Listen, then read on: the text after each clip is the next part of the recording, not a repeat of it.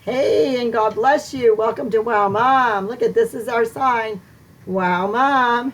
We talk all about moms. Moms that have wisdom. Woman of wisdom from Titus 2. Today we have my mom on. Everyone has a mom, and I have a mom named Eleanor Manfredi. She's done our show before. She's the most watched show, so we invite her back.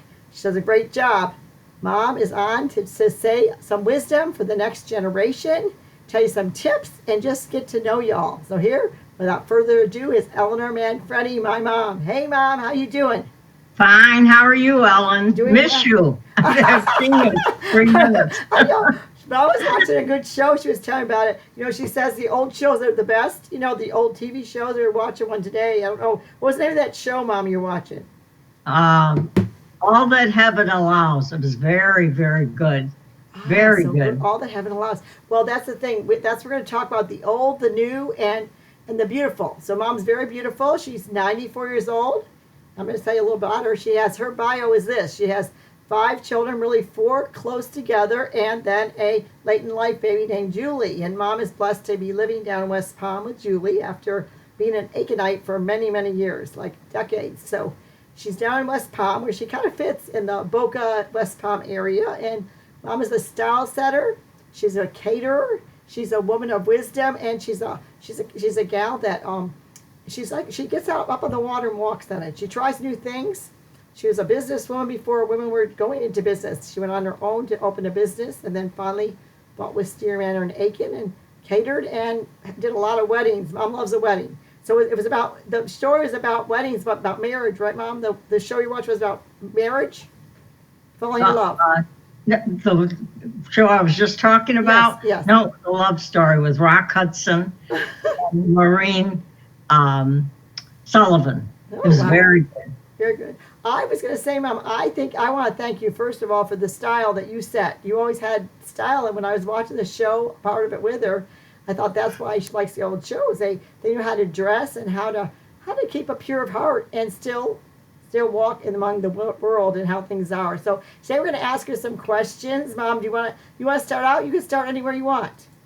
No, ask me some questions. I'd rather have Okay, that's good. She is a bright on her feet. She doesn't ever get nervous. Well, the first thing I want to say is that I always say the same thing because this is our take 3. You won't believe this. So Mom and I did this show 3 times this week. Every time they said I pushed the wrong button. I don't know how, but yeah, now we're gonna do this again, and hopefully it's gonna work. So this is take 3, and the first question I always ask is that in your life you meet special friends that are like closer than sisters, friends that you want to be with forever as a friendship, and remember what they say and how they do it, and you learn from them. So who was your best friend, Mom, growing up? I'm my not growing best here. friend was Lila Nadell.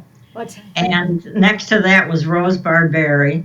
And then I had millions of other friends, but they were my closest friends that I could confide in, and we laughed a lot.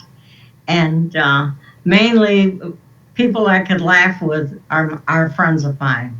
If And you're too serious, you're out. yeah. Tell us a little about Lila, how you met, because the story is so funny. I wanted to be sure it's on tape this time. How you met Lila. Okay, Lila's son and my son were in the same class, but we didn't know each other. And then our 2 sons and the sheriff's son went out one night and went swimming at the city pool, which you were not supposed to do after 10 o'clock. And I guess it was whatever time it was after hours. And so they got caught and they brought him to the sheriff. And the sheriff called me and Lila. And I'd never met Lila before, but Lila showed up in a bathrobe and pajamas. And just as casual, I stopped to get dressed and put my makeup on and came over to the sheriff's house. And the 3 boys were involved. And we talked it over. And, and then we all went, we didn't make any decisions, and we all went home. And the next day I called Lila. And I said, "Did you punish Mark?" And she says, "Yeah, he's on the golf course now." And from then on, we became best friends, talked to each other every day. And then we used to go to Biloxi and gamble every 6 weeks, and just never really had one disagreement, which was very minor.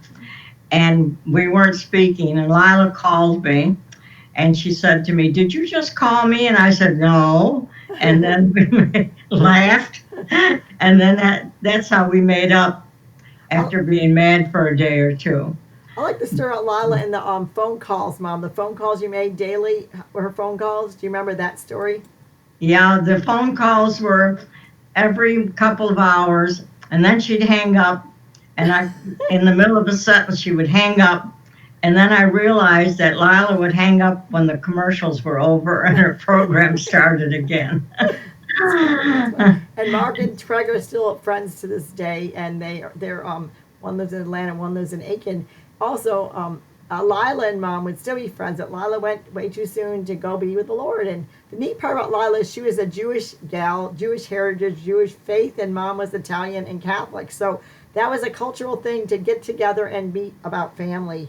I like Lila as well. She was very humorous, and Mom does love humor. So today we're going to say some of her funny stories because stories are things you remember. They say you can Uh-huh. hear a lot of wisdom, but when they tell a story, that's when you remember it for life. So, what are some of your stories, Mom, about your family members? Because we love your family, the Morono family. Amata and Tony married, and they had 6 children. Uh-huh. What do you want to talk about first? And my mother did not remember my father, but my father remembered my mother when he left Italy when my mother was 7 years old, but he never forgot her. Oh. And he sent her money to come to America. And then they were married 3 times, one by the ship's captain, and one by a stray person, a notary public, I guess. And then my mother did not believe they were married until a priest married them. And she didn't remember my father, Oh, and wow. Okay. wanted to come to America. They were married a long time and had 6 children, and the children all did very well. And they didn't have a lot of rules and things, and we everybody turned out okay. There weren't any problems, and but they didn't have a lot of rules about if you don't eat your dinner, you can't have dessert, and you had to be in bed at a certain time. We just didn't have any rules at all, but everybody turned out very well. Nobody got in any trouble. Do you have any funny stories about your siblings that would bless their children, the nieces and nephews listening? How about Uncle Sammy? Any funny stories? I can't remember, but there were funny stories about him. Okay, so when he was when you were a little when you were getting ready to move from East Rochester, your home, and where a lot of the cousins lived and uncles and aunts, then he came up. You cleaned the house to go to Arlington Heights to meet Oh with yeah. right. Oh, the we were going to Arlington. I was going to Arlington Heights to meet my husband to pick out a house.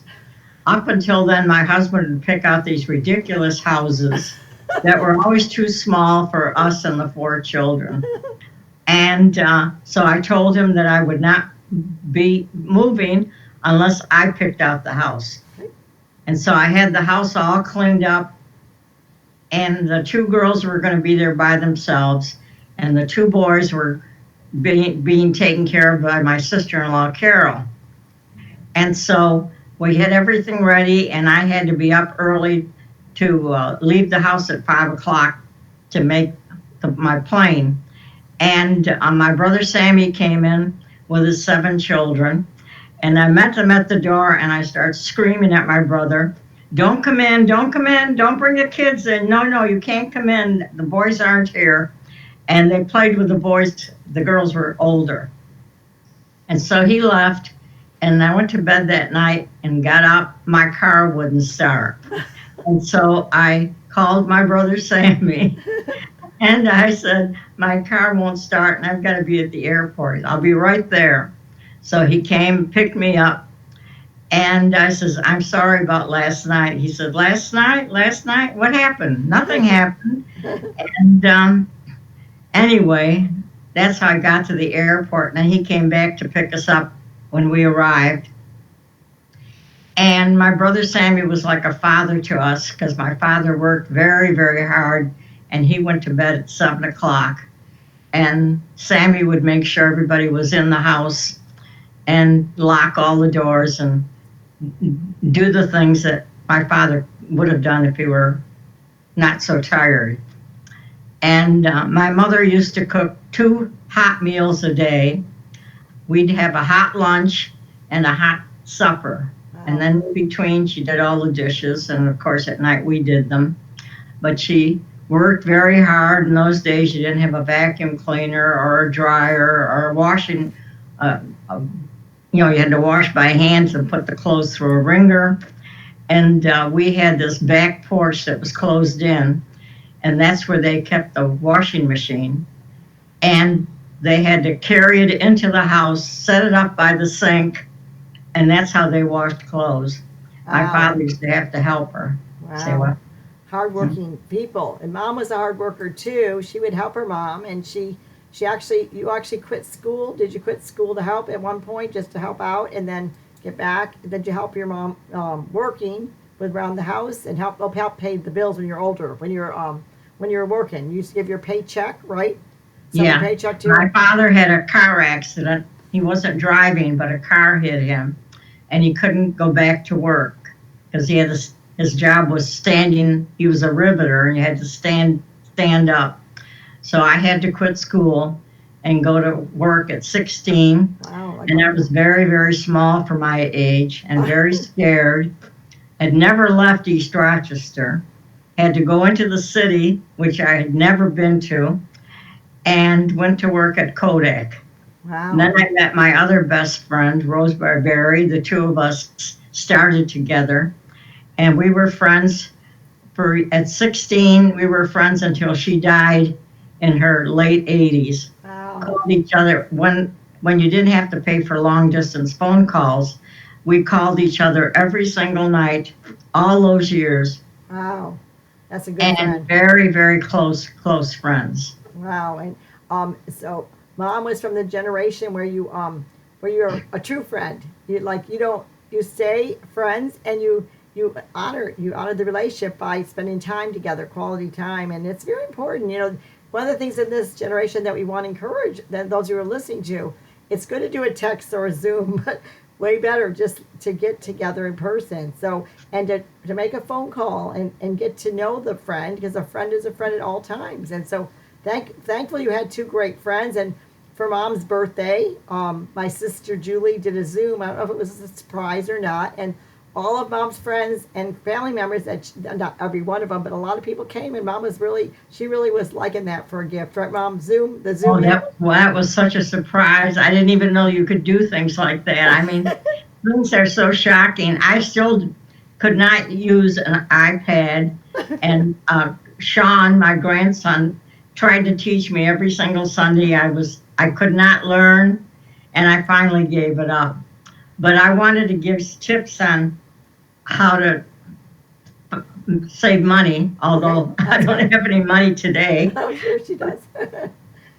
Some of the things I did was I would buy a blouse, a nice, very nice blouse, and then buy material and then make a skirt to go with it. And I'd put big pockets in the skirt, and I would have an outfit, and all I did was buy the blouse. And then I was looking for drapes for my living room, and I couldn't find the colors I wanted. And Neisner's, a 5 and 10 cent store, had a sale on flannel. Every color you can imagine, every print you could imagine. And I found the print I wanted, and I made drapes out of flannel material, and they looked beautiful. And it was the colors I needed, and it looked really nice. And then I had an old refrigerator, and I covered the whole thing in contact paper, the whole entire refrigerator. And then I took a job when the kids were in school, and so I could be home when they got home. And I got a discount with everything I bought at a department store. And my friends found out that I could get a discount, and all my friends wanted to buy something, and I would charge them so I could get my discount, and they would give me cash, and I would spend the money. And then we went to Aiken, And we got the bill, and the bill was $500, which was a lot of money in those days. Then we found out we couldn't buy a house, we couldn't buy a car, we couldn't do anything until that bill was paid, and it took a long time to pay that bill. And then since then, I never charged. I never had a charge card, and everything I bought was cash. And you know what? If you don't have the cash, you don't buy it. That's right. Realize you really don't need it. That's right. But it's so easy to charge things, and then you're shocked when the bills come in. And so that taught me a lesson not to charge anything. And I'm looking at my notes. That's right. No, you look great. And your saver, you tell about how to save money. That there's when you save money, there's always something in your paycheck to put aside and save. Yeah, I'd always, no matter how little money I had, sometimes as little as I would take as little as 20 cents a week and put it in a cupboard that I had, and I would save and save and save. And even as little as 20 cents, but just take a little bit of money from what you have. You'll never miss it. You'll get used to having less money. And I really saved that way. And she was always a saver, right, Mom? Do you have any more to share?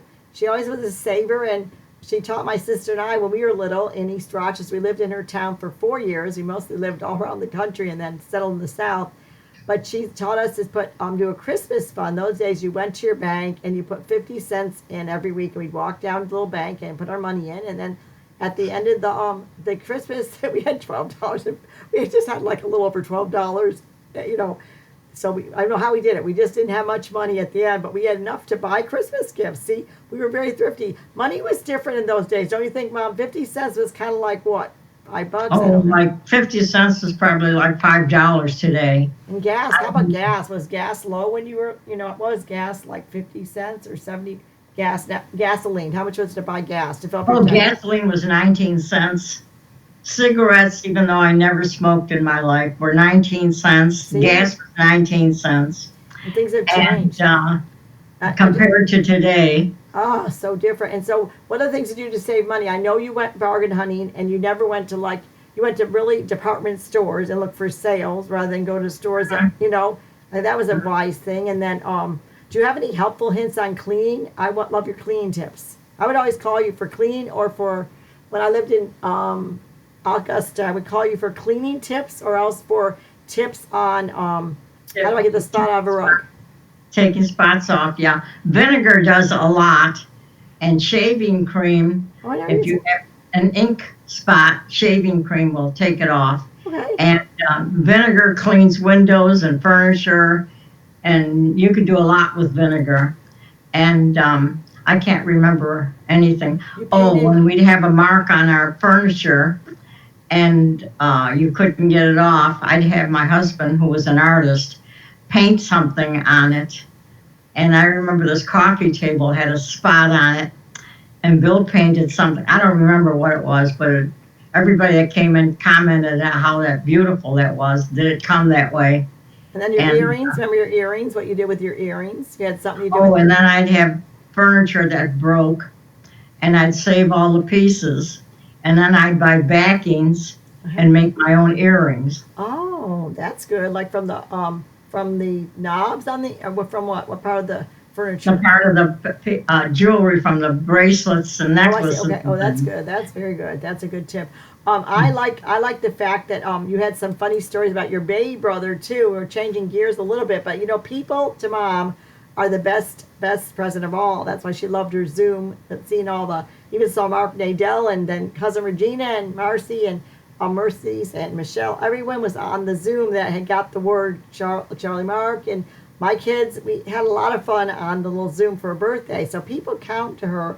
And she had a really good story about her baby brother. She was kind of like a second mother to him. Not that she mothered him, she's little, but he and her were just clicked. And so she has some funny stories about her Uncle Raymond. And he said a lot of cliches. Didn't he, Mom? I don't know which one you want to tell, but he had maybe a story about Uncle Ray.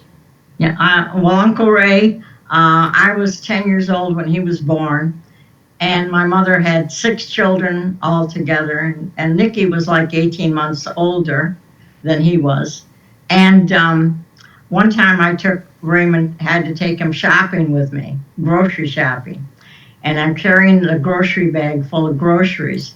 And he decided he didn't want to walk anymore. He wanted me to carry him. Wow. And I was already carrying a bag of groceries. And I was very small for my age. She grew And since then. so he laid down on Poor the feet. sidewalk and refused to get up. This is funny. We were in front of the Piano Works, which was one of the companies that people worked for. And the men had the windows all open, and they were yelling, "Pick that kid up!" And I started crying because I was only 12 years old at the time. He was 2, and he refused to get up. Ah, So I started walking away from him, and finally he got up and followed me. But there was no way I could pick him up and carry groceries. that's funny. Well. That's funny. That's funny. He was everyone's favorite and Mom's favorite too. And he died way too young. And we all still remember him. And every year we used to light a candle on the day he died, which I think was May 1st or May 2nd because it's my anniversary. So we still love Uncle Ray. We just shout out to Uncle Ray. And then I was gonna say is my favorite story on the take 1 and take 2 was about Uncle Sammy and the music because Uncle Sammy had a radio show. Yeah. Right? What did he do? He had a radio show every single Sunday, and for an hour called the Valenti Hour. And my brother would sing. He had a beautiful voice, and he sang like Frank Sinatra, that type, not like Frank Sinatra, but that type of music. And he would tell jokes, and then I would have to go to the store, and everybody all the way up to the store had their doors open and their windows open. Everybody had that show on to listen to my brother. And I never missed a beat because it was on all the way to the store. Wow. But I wanted to say something about Uncle Raymond. I can't remember. Okay, that's right. No, you It remember, was you so remember. funny. You remember you pop in. And so pop in when you remember. But the thing is, stories are an important thing. Stories make up the person they are. That's why I always have Mom on the show to tell her stories because your life experiences change you, mold you, and make you you. So, Mom, my favorite story about Uncle Ray is the hairdos. The hairdos. Uncle Ray did hair, and he was my hairdresser when I go to town. What do you think about him as a hairdresser? My brother Ray didn't know what to do with his life. He didn't go to college like my older brothers did. And somebody told him to be a hairdresser, that it was real easy. He didn't know anything about hair. And so he became a hairdresser, but he hired 2 women that were excellent hairdressers, even though he wasn't. And my girlfriend Rose came from Rochester to East Rochester to have Raymond do her hair. And he ruined her hair. And she came over to my house and said, "Your brother ruined my hair." I said, "Rose, I never told you to go to him. He's not a hairdresser. He's not a good hairdresser. The other 2 girls are good, but he's not a good hairdresser." But he was happy-go-lucky, and everybody loved him. And I came home to visit one day, and by this time my mother had died, and I had maybe she was still alive, but anyway, his customers cleaned up his whole house. Oh. And that night, a lady came over with a big turkey dinner with potatoes and cranberries, the whole works. Those were his customers. And when he died, I think there were 600 people at the funeral. Wow. And he was very well loved, very funny. He could make a joke out of anything. He was so funny. What did you say he said all the time? Well, I'd get my hair done by Uncle Ray, and he'd go like this. I go, "Uncle Ray," I'd start to cry because I love my hair, and he'd do something like, and I'd go, "I can't change the face," or I don't get. Let's see, I don't get something. I get even. You might remember. I don't get something. I get even. He was a funny guy. Everyone thought he was their favorite, right? And he was. Yeah. And everyone thought they were his favorite, and they were, because Uncle Raymond had a way of making everyone feel like he loved them best. His funeral was very touching. We don't want to be on a sad note, but the truth is, treasure those people that you love, because you never know when they're going to say goodbye. And, goodbye is really a hello to one day you meet them again. And we'll see Uncle Raymond again, I know. the cousins really supported him, though we used to light a candle and everything for him. But there's other siblings that she loved. She had Uncle Joe was a lawyer, and he was kind enough to let Uncle Ray rent the bottom of his place for his hairdresser until Grandma needed more care because Uncle Ray was her caregiver. And so Uncle Joe, and it's a small town, they would Uncle Ray would call whoever's in the office at the time doing hair or just visiting Uncle Ray, because some people just came to hang out. He would start bringing out the capicoli and the subs, and Aunt Elvie would come down sometimes, and Uncle Joe Bright and everybody join in the free lunch. There was no charge. It was like a restaurant without borders. So they had fun, and then you had Uncle Nicky he was a electrician. He used to come visit you a lot. I know Julie said he took her to Disney, and that was fun. And there's so many cousins, Mama, a close-knit family. And then I think last but not least, Aunt Marion. Aunt Marion was your sister, your only sister. And what is your favorite memory about her? She'd host all the reunions, at least the ones we had. Oh, we had one reunion, and she hosted it. Yeah, she liked to socialize, too. Mm-hmm. She liked to camp. I wasn't as close to my sister as I was to my 4 brothers. Well, I loved my brothers. My sister and I were okay, but we didn't really get along that well. As you got older, you did. As you got older, remember you used to call her every day. And I called her. We called each other every day at 7 o'clock. Mm-hmm. And one day I called her and she didn't answer. Mm-hmm. And I called her again and she didn't answer. And I knew she was in a wheelchair and I knew she couldn't go anywhere or do anything. Finally, I called her daughter, Sharon, and I said, something's happened to your mother. I said, because I've been calling her since 7 o'clock. She doesn't answer her phone. And she had to get her kids ready for school, and she couldn't drop everything and run over there. And so finally she called the police, and they came down and broke her door down. She was in a assisted living house. And they broke her door down, and she had fallen at 5 o'clock that morning. Oh. And laid there until 9 o'clock when the police got there. Wow. And, you saved the day. You think you're a hero. I saved her life. You did save her life, and that's hard. That's why, I'm going to go on to this, that's why the Pope says it's a really important thing to be an elderly, like a grandma, and that everyone in the world is your grandma, and to take care of the elderly, to reach out to them, and maybe a phone call, a smile, a letter in the mail, maybe flowers. So if you have a mom or a grandma or someone in your church that may have lost their loved ones and is in the assisted living, or even around towns when you meet, adopt a grandma. My husband had a great program in one of the churches where it was in Aiken, where he adopted a grandma, not him, but he had his people that were in the ministry. Be there for those people. One day you're going to be that person, right, Mom? One day you're going to be that person. You think, well, this is never going to happen to me. We all get older, and then our friends die, and we need people, because people need people. So, Mom, what are some other things you want to say about growing old gracefully? Can you give them some wisdom about how to grow old gracefully? Well, before that, I want to talk about neighbors. When I was young, a young bride, none of us had jobs, and none of us had cars, and we all had a bunch of kids. And we'd get together and have coffee together. And then the kids would come home for lunch. We'd go home, fix lunch, come back out and have coffee together and talk and laugh and joke. And I mean, the day went by because none of us had a car or anything. And that was nice. Then I moved to Aiken, South Carolina, and I lived there 40 years. And 25 of those years were spent catering at a mansion we owned. But the other years that I was in Aiken, I never met my neighbor, couldn't tell you their name or I couldn't even tell you what they looked like. Even if you decided to walk up and down the street and talk to them, they all had gardeners, so you never saw a neighbor. And today it's gotten so you don't know your neighbors, and I don't know if television did that or the computer or what, but you don't know your neighbors at all.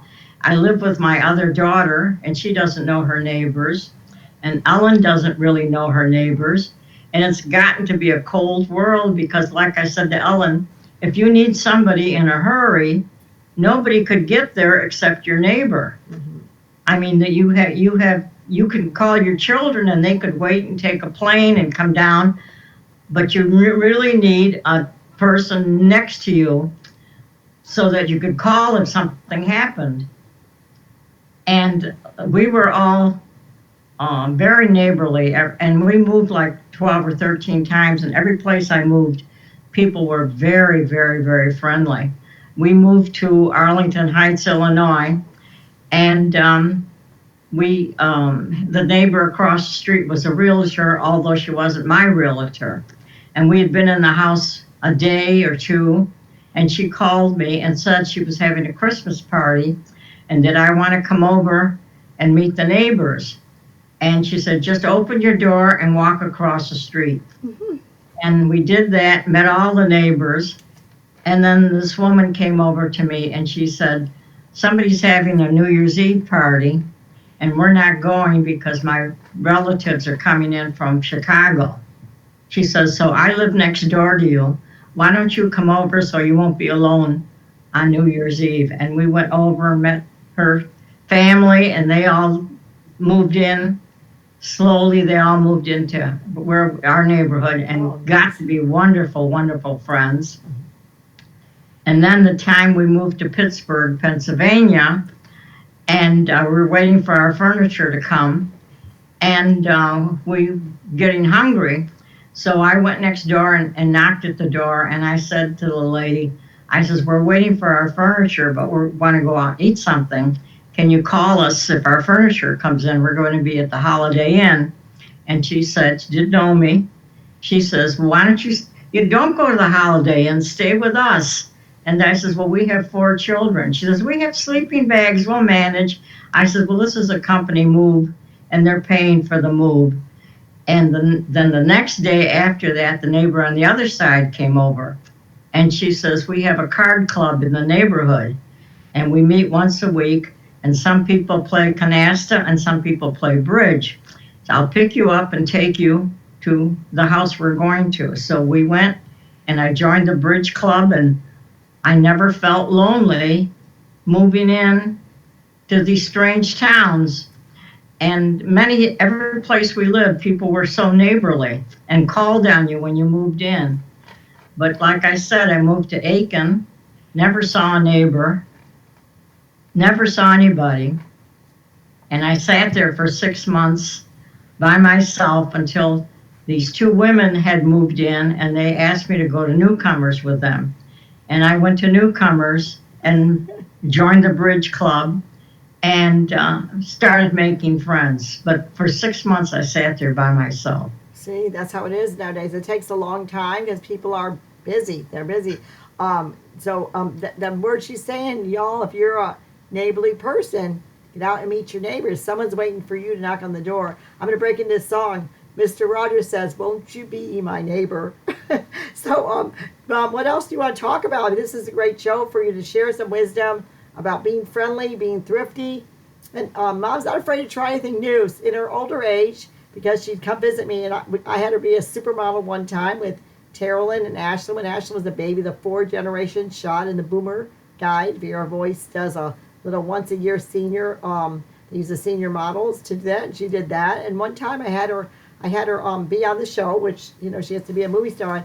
And then one time I had Tina Terry, a friend of mine worked at Club 36, Dorothy Spalding's TV show, and I called her a favor and said she was then working at a news broadcasting, like I think it was Channel 6 News or 12, and in Augusta, Georgia. She came up with her crew, and she was the crew. She was filming, and she was a reporter with her mic, and Mom got to host a show for her, like an episode, like a 5 or maybe a half-hour thing about being an old-fashioned Thanksgiving.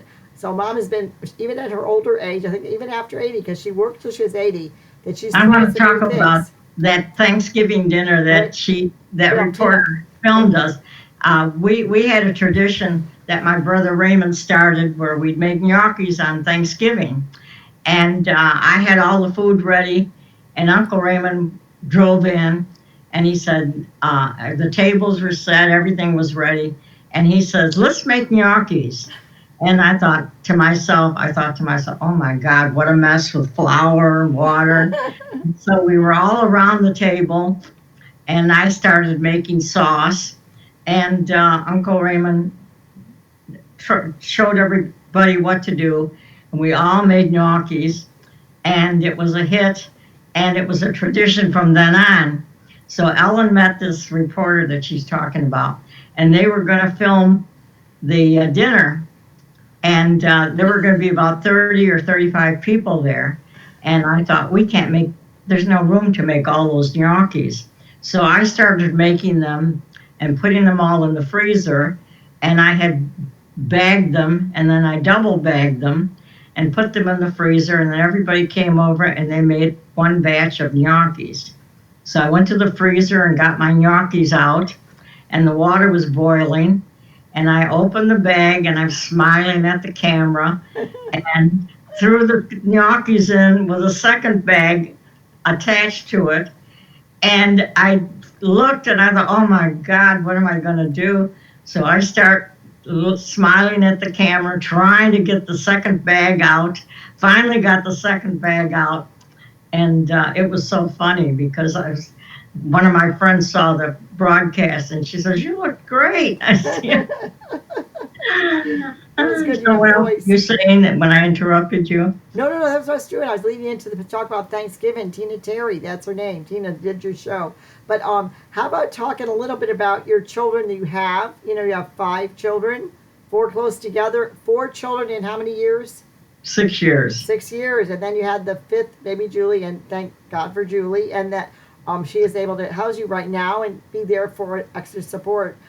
You had Lynn is the oldest, and right now?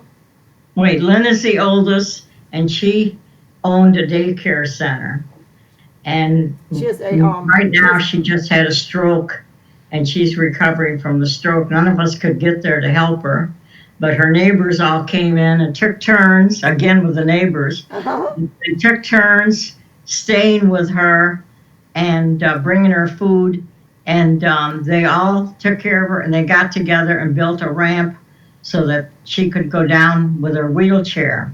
Wow. And then there was Ellen, and Ellen's always been vivacious and that's right. and very popular and had a lot of boyfriends. But now Patrick, my steady man for 46 years. I was going to say, so back to Lynn, though, it's very hard to watch a daughter suffer. So Mom really wants, we're going to do a shout out to Lynn. Lynn, this one's for you, and that Mom suffered greatly as well during this season of her life. She's survived cancer 3 times, so she knows how to be there, at least in spirit, prayer, and also by calling and phone calls. So now shout out to Lynn, and we're praying for you. So then then you have Alan, who's the Alan is has one son, Johnny, Johnny's doing really well. Johnny's like doing his, I said Alan, who has one son, Johnny. Alan, I have 7 children. Lynn has 1 daughter, Laura, and Alan's doing. Yeah, he's very artsy. He does art like my dad. Well, my dad was a nuclear chemist. And Alan is looking to move back to Atlanta, which is his home. He's lived there most of his life. And then Craig. And Craig is taking care of the mansion. We have it up for sale now. I did catering in this mansion. And then on top of that, when I sold my house we lived at the mansion for 25 years, but then moved back to our regular house. And he had to move all by himself. I'm sure one of the men helped him move all the furniture from my house to the mansion. And right now the mansion is loaded with furniture all over the place. And he had that responsibility. And Craig passed the bar in California and had to give it up to take care of the rent from the renters and take care of all the problems that the mansion has with leaks. And as each tenant left, he would paint the room and remodel the room and put new things in the bathroom. And he gave up his career to take care of that house. What is he doing now? What is he doing now? He just got a special, an extra special law. Now he's a lawyer. A lawyer for I don't know either, but think about it. He's helping people that are not from our country become citizens, right? Yeah. Special law, Specialty. Law specialty. I only know doctors. I don't think that's right. Especially in law. And then Julie has a job traveling, and they have spouses. Julie has Keith, and Keith's been very good to you and Julie. And the shout out to Keith and Julie for all they've done for you. And You like your doctors in West Palm, right? You like your Oh, I doctors. love my doctors. In case I see this. They're such good doctors compared to the doctors I had before, who would make an appointment, and then you'd sit there for hours. And one time I found out that four of us knew each other. We all had the same appointment at 10 o'clock, and we'd be there for hours. And then Florida, Jupiter, Florida, and the Cleveland Clinic, you get there and they're waiting for you. And you walk right in, and you could be in and out in a half hour. And the doctors are very good, very friendly, and they take time to talk to you. I remember this one doctor in Aiken, and the nurse would take your temperature and your blood pressure and everything, and she'd take all the statistics like they do. They all do that. Then the doctor waltzes in. She was a woman. She waltzes in, and she says, "You're doing fine. See you next time." And that was all she'd say to me. She'd walk out. That's good. You know, mom's about personal touch. She's about people to people. She's about being real. You know, mom says it just like it is. And she's a very honest woman of wisdom and faith and wit. That's the thing, the best part is the wit. But she does want to say, I guess, a couple more things, Mom, before we close it out. I ask this every time, and every time I stump you because every time you go like, no, I don't know. But it's this. When people say something, do you remember it forever? Or their stories, you remember forever. And so I always say, Mom, did any one word change your life or one person change your life? Last time you said Lila, so you want to say how Lila changed your life? Lila? Lila changed my life because, well, everywhere I lived, for some reason, I had a Jewish friend. In Arlington Heights, I had Sandy. What was her name? Sandy. Sandy. Oh, I loved Sandy. Loved Sandy. She would correct my children like they were her children. And we just did everything together. And then I had Lila. And Lila and I never stopped talking. We always had something to say. And we would invite each other over for dinner. And she'd make cabbage rolls, which I'd never had before. And a lot of Jewish food that I'd never had. Sandy was not the type to have people over for dinner. And then I'd serve Italian food. And we just had such a good time. And she had a husband that she always thought was going to die. Oh, we would go to Biloxi. We'd be gone for the weekend or a couple days. And Lila would say, "Walk in with me. I'm afraid of what I'll see." She was always afraid she was going to find her husband dead because he would eat like there was no tomorrow. And I'd walk in, and Ben would have 4 tables, you know, those Crowd tables? Oh, the stack tables. The stack tables, and he'd have fruit on one, his meals on the other that she made, and she froze them, and then he cooked them, and desserts on another one, and snacks on the other one.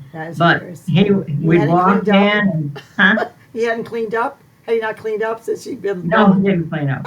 And the house was a mess, though, because everything was ready for him to put in the microwave. That is funny. And he would eat it?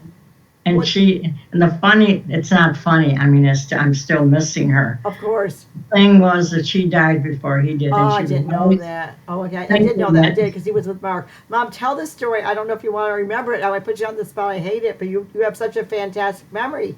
This story about you and Lila and Dad and Ben all went away together. And that's a funny story. I think they'd enjoy it. Do you remember? I don't know where you went. Oh, that was so funny. We all went to Biloxi, and this time our husbands came with us. And they were registering us at the desk, and Lila and I were sitting there. And we were taking one room for the 4 of us. And we were going under Mark's father-in-law's free room. He was in the Navy or something, and he had free rooms. And the men came over and asked us what his name was, and And we knew his name. We didn't know how to spell it. And so we just made it up. And anyway, so then we went to the room, and the men went up to the room. We started gambling. And the men went up to the room. They both fell asleep. And they both had keys. They each had a key. We didn't have a key. That's when the name came in. Oh, So we went up to the desk, and we asked to get a key, and they says, "What name are you under?" And funny. we didn't know Mark's father-in-law's last name. And we knew it, but we didn't know how to spell it. So anyway, finally one of the men came down, and then we went in to the room. And both men had taken a nap, so they decided to go down and gamble. And I said, let's make it a rule that everybody come in before 12 o'clock. That's right. Because once it's past 12 o'clock, I don't sleep. I'm up the rest of the night. So your father, Ellen's father, didn't come back, and everybody else was in bed, and he didn't come back. And finally, around 2 or 3 o'clock, he strolled in, turned on the lights, woke everybody up, and I'm yelling at him because the rule was that we were supposed to be in by 12 o'clock, and now I can't sleep. And we were all going to bed, and Ben was putting his shoes on. And I says, what are you doing? He says, I'm going down to gamble. I'm up now. So we didn't get any sleep that night at all. None of us got any sleep, except your father, of course. He could sleep anywhere. And, but we had a good time. But did he but fall we asleep? decided to go by ourselves and not bring the husbands. That was a good choice. But what about him falling out of the bed? I thought Ben fell out of the bed. Did Ben? Oh, and then they had part. those beds like they have at the motel. Small. And Ben and Lila were both very heavy. And so one slept with her head up, and the other one slept with her head at the other end because they couldn't fit in the bed. And Ben fell out of bed, and that was another thing that woke us up. We laughed and laughed and laughed. We just had such a good time. Well, people, you remember these stories. You're going to wonder why we're telling them. We're telling because, life is full of moments, like we said in the beginning. Your life is made up of different moments and what you remember. I always say about people, to listen to the stories.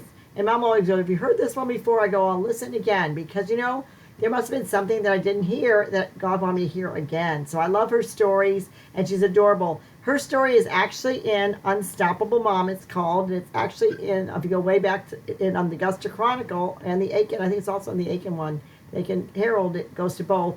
And it's a couple years back on a Mother's Day. I surprised her with her story, and the point was that she survived so many things. She survived cancer 3 times, thanks to all the different doctors that have helped her. She fallen and she couldn't get up in front of a church at one time, and it was our church, St. Mary's, and she had broken a shoulder, shattered a shoulder, and fell on the stairs one time with her high heels, and broke again. So she's been a survivor. She never gives up.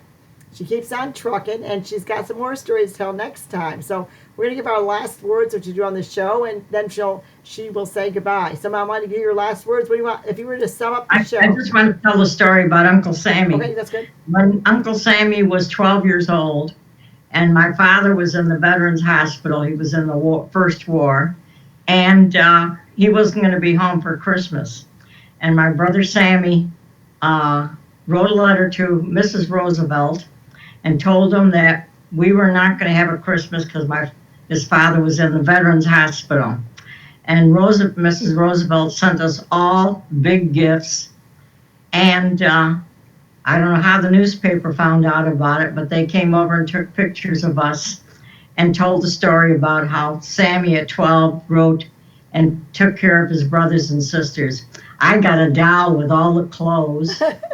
I mean, I didn't even have a doll to begin with and to get one with all the clothes. And, but it was, it was a better Christmas than we thought we'd have. Unusual, too. By ourselves. And so what do you think? Do you want to say anything to the president? Want to say anything to the president? No, I would just say I loved Roosevelt. I loved him to this day. And not because of that, he was just a good president. And how many presidents do you know, Mom? How many presidents do you know how many presidents you've seen come and go? No. Okay, you don't know. Okay. And I've seen a lot of them, but I can't remember I Eisenhower and Truman and So you many, know, so many. Nixon, And Kennedy. but Kennedy. So we just thank the Lord for Mom and her long, good life. She is 94. She looks stunning. She's always been a style setter. She's always been a walk on the water kind of gal that tries new things, never says die. She keeps on going forth and bearing fruit. And people that meet her, she's unforgettable. So we thank the Lord for having her on the show. I think this show could be summed up today by saying, people need people. So people need people, and meet your neighbors. That's right. I mean, they can't be that bad, you know. That's right. And people aren't neighborly anymore. I mean, I don't know what the world has become, but I don't know if it's the computers and people talk to computers instead of people. I know, People but aren't I think neighborly I anymore. think you have to worry if the computer talks back to you. Mhm. But I do believe that, Mom. I think, won't you be our neighbor today? If you want to write Eleanor Manfredi, you could write at my email, and I'll get the letter to her. My email is wowellen@yahoo.com. If you want to write a little letter or note, something that touched on the show, send it to wowellen.com. I want to shout out to our friend Vince, who sent our birthday card this year. I thought that was very sweet as well. So Eleanor's unforgettable. That's why so many people zoomed on in our birthday. And thank you again, everyone who's watching the show. You catch this show while Ellen and my new Bible study on Amazon, but catch the show on YouTube. And thank you again. We'll have her on soon because she's coming to business again real soon. Thank you so much, and you make it a good day. As for me and my household, we will serve